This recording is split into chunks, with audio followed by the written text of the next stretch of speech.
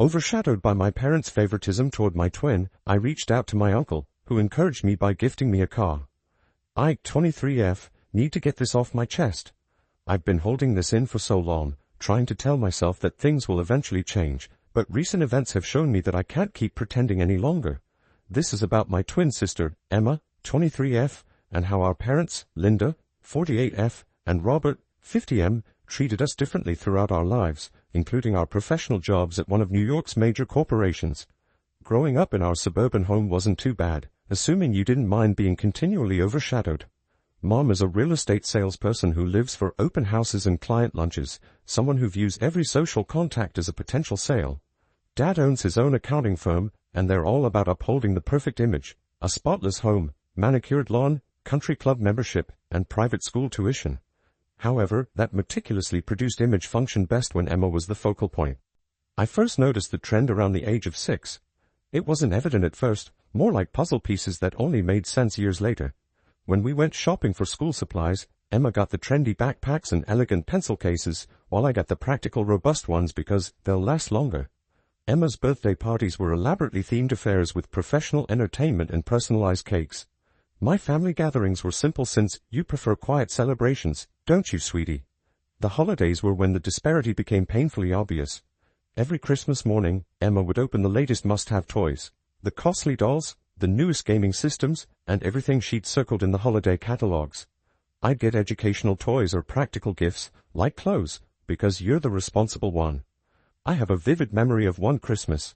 Emma purchased a large dollhouse that cost more than most individuals spend on their entire holiday shopping. I was given a collection of science encyclopedias because they'll help with your studies. When I expressed interest in the dollhouse, Mom swiftly remarked, "Let Emma enjoy her special gift. You have books to read." Elementary school presented its own issues. Emma struggled with reading from an early age, so our parents hired several tutors and spent hours helping her practice. When I needed help with math, Mom would tell me to try harder.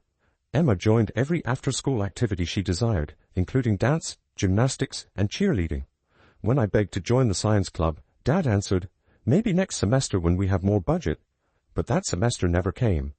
By middle school, I had learned to value my intellectual abilities. I pushed myself into my studies, obtaining consecutive A's and plaudits from teachers. However, this created another cause of tension.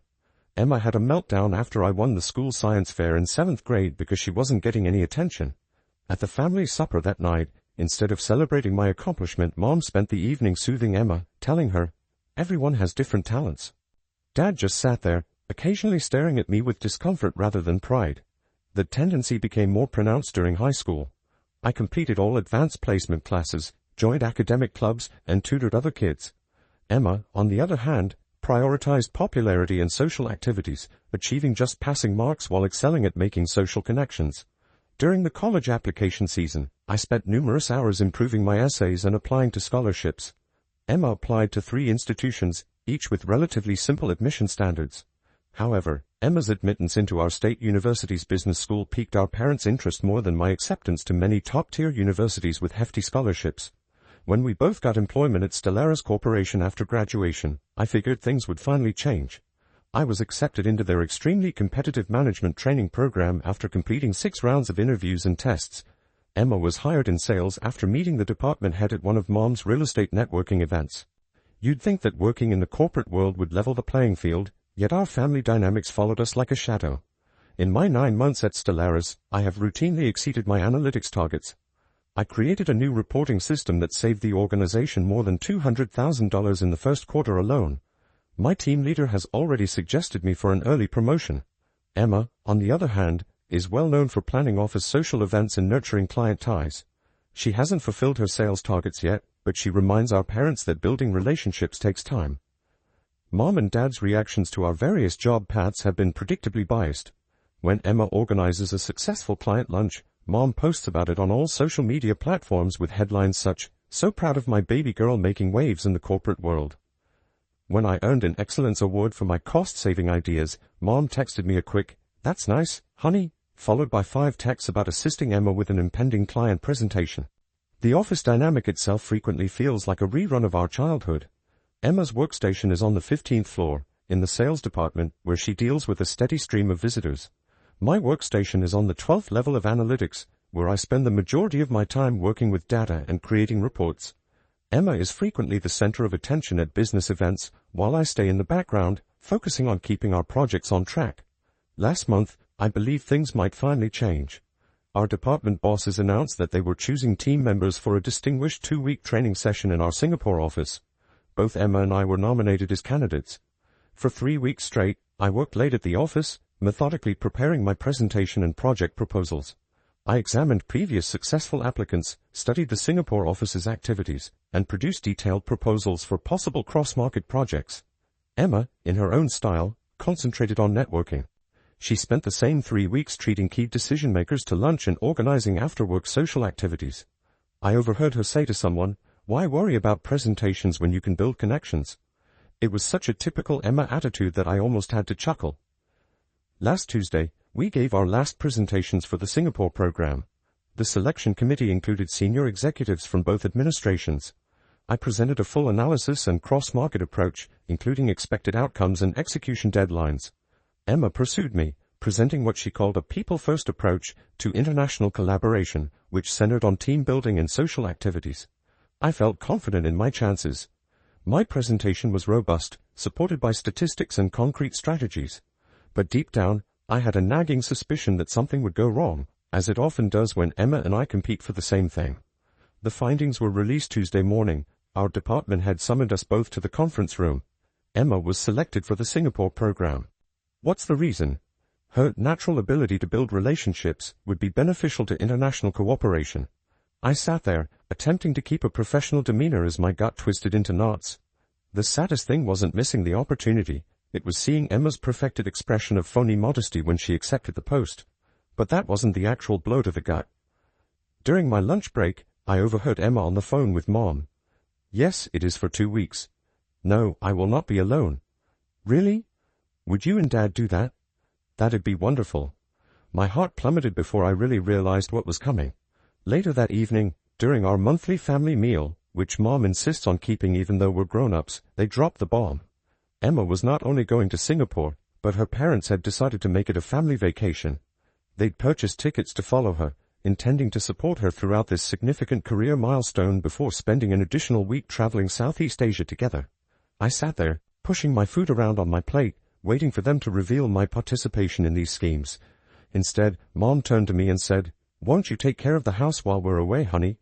Make sure you water my plants. The expensive ones in the sunroom require special attention." Emma couldn't help but add her own spin. "Don't worry, sister, I'll send you plenty of photos. You can live vicariously via me." She chuckled as if it were a joke we were both in on. Dad merely kept eating and avoided eye contact, as he normally does in these situations. I excused myself from dinner early, claiming I had work to complete. As I drove home to my apartment, memories came flooding back. All the times I'd been excluded, disregarded, or dismissed. Emma had dance recitals, therefore they were unable to attend the science fair victories. Emma needed assistance with her college applications, so they scarcely ignored the scholarship announcements. The constant barrage of not nows, and maybe laters that defined my childhood. Emma was already telling everyone at work this morning about her great news.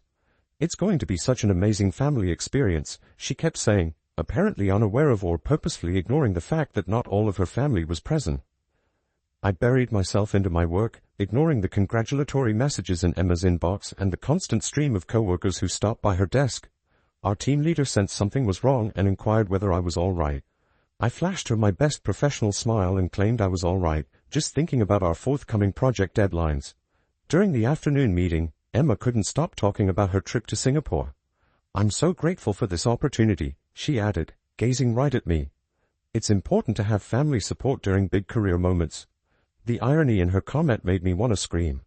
Now I'm sitting here, watching my sister and dad plan their thrilling Asian excursion, while I'm supposed to stay behind and water the plants. The familiar sensation of being a family afterthought is devastating. But what hurts the most is understanding that nothing has changed. I'm still the little girl who got encyclopedias for Christmas while her sister got a playhouse. I have not informed anyone at work how I truly feel. What do I even say? My twin sister gets everything handed to her, while I work twice as hard for half the recognition. It sounds petty, but it's the fact I've known my entire life. Mom sent a group text tonight about a meeting this weekend to help Emma purchase acceptable work clothes in Singapore. I have not responded. I'm sick of playing my allocated role in the family performance, the dependable but forgettable supporting character in the Emma show. I don't know what to do now. Part of me wants to finally speak up and demand an explanation for years of being treated as an afterthought. But part of me knows it won't make a difference. They'll just call me theatrical or envious, like they always do when I try to confront inequality. So here I am, reaching out to strangers on the internet because I don't know anyone else to talk to. Is it crazy to feel like this? Am I overreacting to what they would presumably describe as just a family vacation? I've spent my entire life trying to prove my worth to people who refuse to recognize it, and I'm beginning to wonder whether I should give up. Update 1. Following my previous post, something unexpected occurred that dramatically altered things. I need to post this since I'm still trying to digest everything. The morning my family went to Singapore feels like it happened in a different lifetime. I felt like a ghost among my own family members as I watched them put their identical fancy baggage into Mom's Mercedes. Mom was worrying about Emma's carry-on luggage, Dad was checking their passports, and Emma was taking selfies for her Instagram story, which she had previously hashtagged with Amazing Family Adventure. Mom turned to me just before they left, using her dismissive tone. Remember to check the mail every day and water the plants. The orchids in the sunroom require extra maintenance. I have left instructions on the kitchen counter. We will be back in 3 weeks. That was it. No goodbye hugs. There's no, we'll miss you, just a list of duties. After they drove away, I sat in their empty house, surrounded by all of the exquisite furnishings in their immaculate rooms and feeling absolutely lost. Looking at the family portraits on the walls, most of which depict Emma's accomplishments, brought back memories. Years ago, I overheard Mom's furious phone discussion with her brother, Uncle Jack. She was telling him he was an embarrassment and should avoid her perfect family. Jack was never mentioned except as a hazy cautionary tale about poor life choices. But, sitting in that empty house, something clicked. Perhaps someone who has been kicked out of the perfect family can understand how it feels to never quite fit in. I got his address after a fast online search. He lived just a few miles away in a small area across town. His house was small but well kept, with a somewhat overgrown garden that seemed more alive than our pristine lawn ever did. An old motorcycle was sitting in the driveway. When he opened the door, I froze. He didn't resemble Mom's side of the family.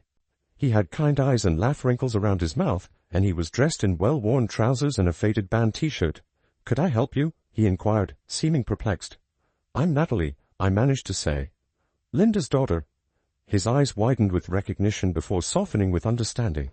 "Well, I'll be damned," he muttered, shaking his head with a faint smile. "Little Natalie.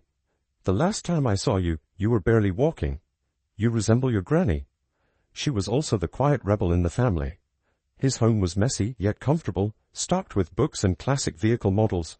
Everything came spilling out over coffee and mismatched mugs, years of being second best, endless comparisons to Emma, the Singapore trip, and everything else. He listened without interrupting, occasionally nodding as if not shocked. "Your mother," he finally concluded, "has always cared about appearances. When we were kids, she was the ideal daughter, while I was the family disappointment since I opted to be a mechanic instead of attending college. Sounds familiar?" We spoke for hours. He told me about growing up with Mom, how she was always obsessed with creating the perfect image, and how she shut him out totally when he refused to give up his embarrassing vocation and pursue a career in finance, as she preferred. But you know what? He showed me pictures of his auto shops. Being excluded from her idea of perfection was the nicest thing that ever happened to me. I got to live my life on my own terms, start my business from scratch, and marry someone I love rather than someone who looked nice on paper. Before I left that first day, he inquired about my plans, employment, and dreams. Nobody in my family had ever expressed such real interest in my life. When I told him about my analytics work, he understood and appeared genuinely impressed with my accomplishments. Jack called a few days later and invited me to his house. When I arrived, he was standing in his driveway alongside a brand new BMW 3 Series. My heart almost stopped when he held up the keys and said, "It's yours." I looked at him as if he had lost his wits. "What? No, I cannot. This is too much." The car must have cost more than I earned in a year, but he simply smiled and placed the keys into my hand. "You earned it," he replied simply. "Someone needs to show you that your accomplishments are important. Consider it a graduation present, late, but better than never. I've done well for myself over the years, and I currently operate 3 successful car shops. Let me do this for my niece, who has finally stood up for herself. The automobile was stunning, sleek black with leather seats and all the newest technology. As I sat in the driver's seat, stunned, Jack leaned against the door. "Drive it to work. Leave it where they can see it when they return." Sometimes the greatest way to respond to being excluded is to demonstrate that you no longer need their approval. Each time I drove it to work, I felt a little stronger and more confident. My colleagues sensed a shift in me. "There's something different about you," my team leader said. "You seem more assured." For once, I did not downplay my accomplishments. "It was a gift from my uncle," I explained proudly. "He believes in celebrating achievements." Today, I received another SMS from Emma. "Singapore is incredible. Mom and Dad are bringing me shopping in all of the designer stores. Send pictures so you don't feel left out." A year ago, such photos would have crushed me. Today, I grinned while looking at my new car keys. For once, I didn't feel excluded at all. But of course, this moment of calm could not endure. Mom called earlier. Apparently, one of her real estate clients noticed me visiting Jack. "What were you thinking?" she demanded, her voice tensed with rage. "He's not a member of this family anymore. Do you have any notion how it appears when you visit him? Stay away from him." When I didn't instantly agree, she said, "We'll talk about it properly when we get back tomorrow." They'll return from their trip tomorrow. I've parked the BMW in our driveway, so they can't miss it. I know there will be drama. Mom will be outraged about Jack, and Emma will undoubtedly be upset about not receiving an expensive gift herself. But, for once, I don't care how they react. Jack made me realize something vital. I've worked my entire life to earn a spot in their ideal family photo. Perhaps it's time to start taking my own images. Update 2. Everything burst just as I predicted, but not in the way I had hoped. A lot has transpired since my last update, and I need to explain how everything has altered. When my family returned from Singapore, I was sitting on Jack's porch when my phone began to buzz with texts. Emma had arrived home first and noticed the BMW in the driveway. "What the hell, Natalie? Where did you get the car?" This was followed by a series of progressively irate text messages. I drove home to confront them, feeling surprisingly calm.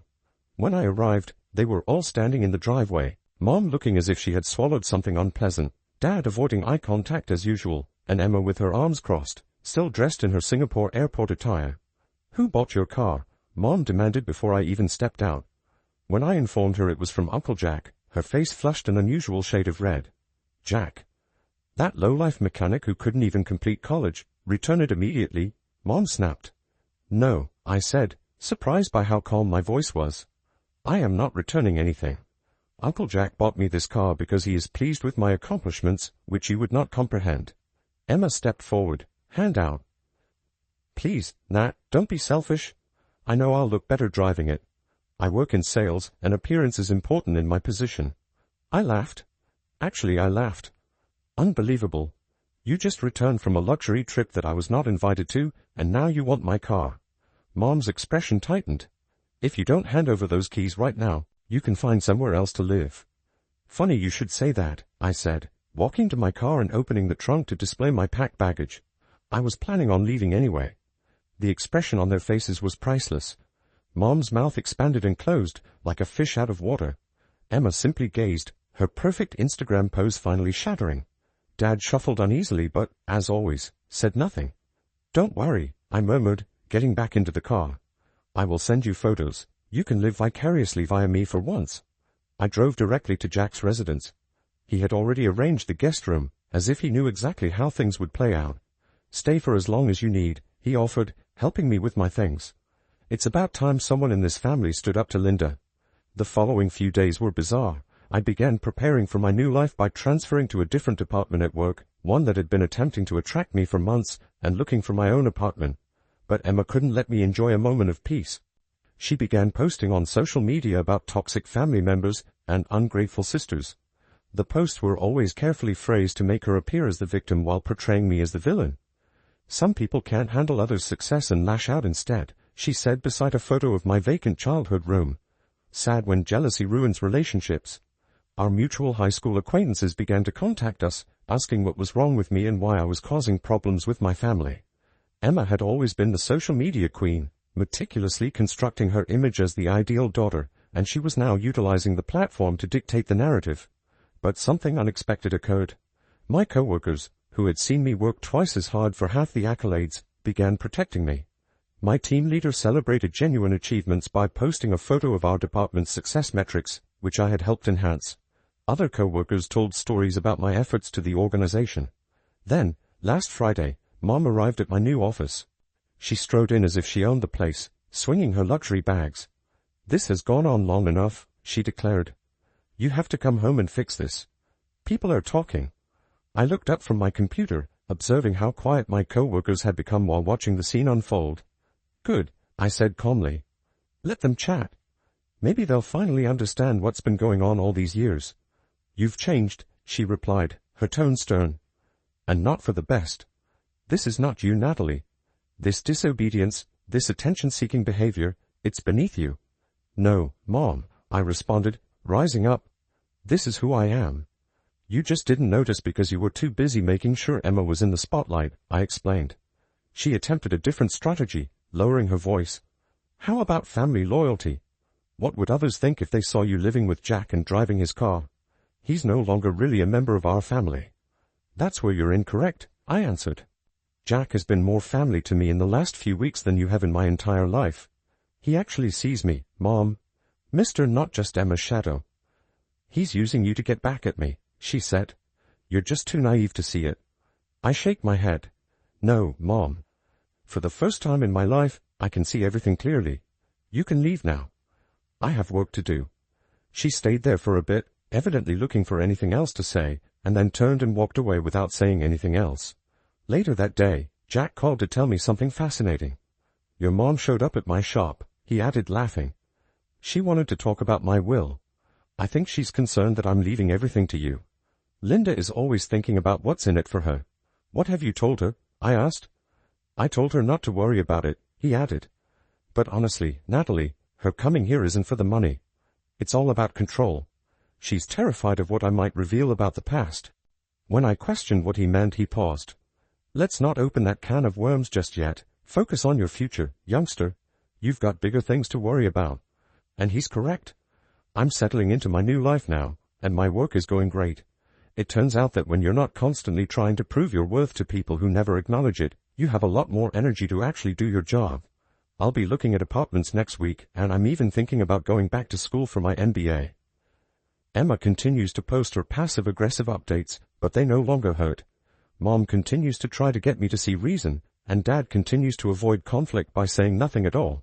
But for the first time in my life, I feel free. Free from constant comparison, free from the never-ending need to earn their approval, and free from living in Emma's shadow. Sometimes I look at old family photos and feel a twinge of sadness for that little girl who worked so hard to be seen, but then I look at my life now, my career that's finally taking off, my supportive uncle who celebrates my accomplishments, my new friends who value me for who I am. And I realize that little girl finally got what she always wanted. Her approval, rather than her family's, was preferable. I'm not sure what the future contains, but for the first time, I'm looking forward to finding out. After all, some family stories must finish in order for new ones to begin. Thank you for watching. If you haven't subscribed yet, please do so and hit the notification bell to stay updated with more shocking real-life stories happening around you.